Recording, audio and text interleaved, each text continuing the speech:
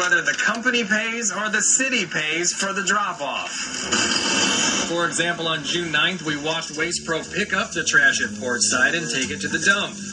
But when we found the dump ticket from that day, it shows when the truck arrived at the dump, the driver claimed to be carrying regular city trash, a type 3 on the ticket. That means because they are a city contracted hauler and claim they dropped off city trash, they didn't pay the dump fee, in this case, $367. And we found the same thing happened for that same truck picking up trash at Portside every week in June. I'd like to see some of it come back to those who are paying. It's known as tucking in, and it's a violation of the city's contract. It is frustrating because, we rely on the integrity of our contractors to do what is right. We showed the video and the documents of what we found to City Solid Waste Director Fred Forbes. What they are doing wrong is that they're picking up their commercial waste and avoiding the tip fee. I think it's pretty serious. I think it's something that needs to be known, and I think that we're going to take additional steps to ensure that it's very hard to do that in the future. Based on what we found, Forbes has launched a citywide investigation, putting investigators on the streets to watch private neighborhoods just like we did. His investigators have been taking their own pictures, and he said they have seen Waste Pro tucking in some form in 5 neighborhoods. And I think it's confined to really one company that's really abusing. We got to get reimbursed, and then we got to also penalize them so that it doesn't happen in the future. Just in the month, we sorted through dump tickets for just one neighborhood, Portside. The city lost out on $1,674 in dump fees.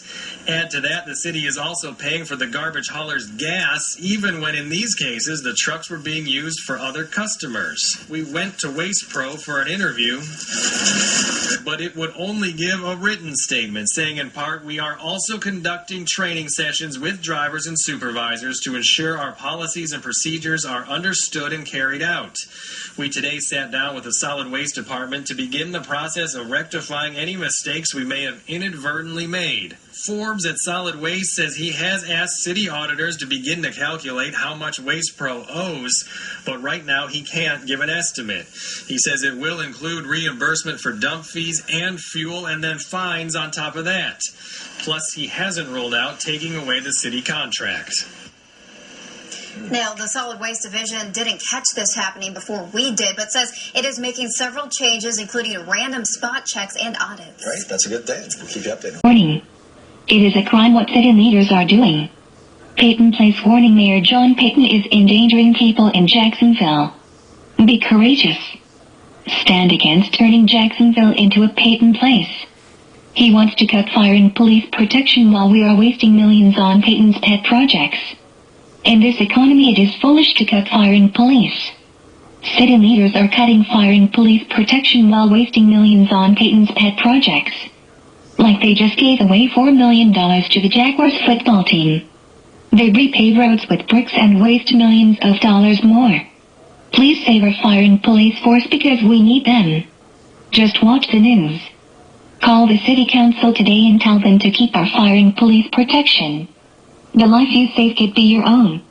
This Peyton Place warning brought to you by the Sanity Commission. Following late-breaking news that we first brought you on Action News at 5, Mayor John Peyton is accused of trying to persuade 2 officers to take pay cuts. The Fraternal Order of Police filed a complaint today with the Public Employees Relations Commission. Now, that's the state commission that oversees complaints between unions and employers. The complaint alleges that the mayor dropped in on a lunch with some officers and started showing them charts with information about the city's financial future.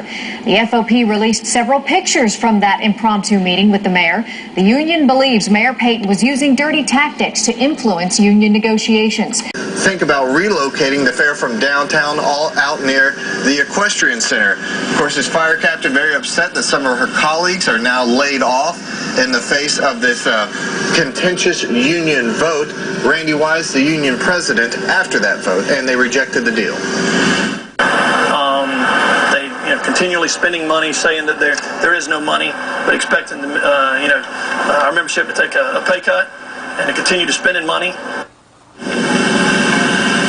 The firefighters very upset with the layoffs that they're having to encounter. So again, just to recap, big vote tonight at City Hall. The meeting starts at 5 o'clock inside council chambers, but there's going to be a lot of activity around City Hall as several vocal groups come out against this property tax hike. Meanwhile, the mayor says, hey, they have to find this money somewhere to support the city services. Live downtown, Eric Spivey, First Coast News, your news leader. That's going to be very... Peyton Place warning. It is a crime what city leaders are doing. Peyton Place warning. Mayor John Peyton is endangering people in Jacksonville. Be courageous. Stand against turning Jacksonville into a Peyton Place.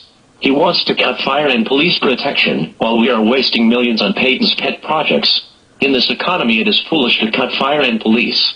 City leaders are cutting fire and police protection while wasting millions on Peyton's pet projects. Like they just gave away $4 million to the Jaguars football team. They repave roads with bricks and waste millions of dollars more.